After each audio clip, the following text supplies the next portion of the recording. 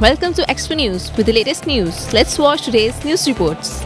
Islamabad, the Pakistan Aeronautical Complex, PAC, Kamra has achieved yet another remarkable milestone by rolling out the first batch of 8 dual-seat JF-17 aircraft on Friday.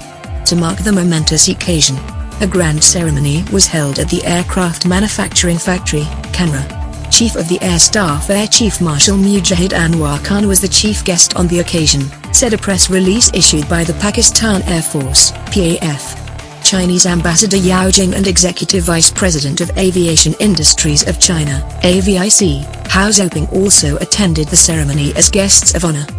PAC Chairman Air Marshal Mehvish Sheikh in his welcome address highlighted the salient features of the project. Later, the Air Chief also inaugurated the JF-17 dual-seat integration facility at Avionics Production Factory, Kamra. The facility will enable PAF to integrate avionics and weapon systems of choice with JF-17 aircraft, ultimately providing the much-needed self-reliance and operational flexibility. Find more about this event, just Google Expo News International.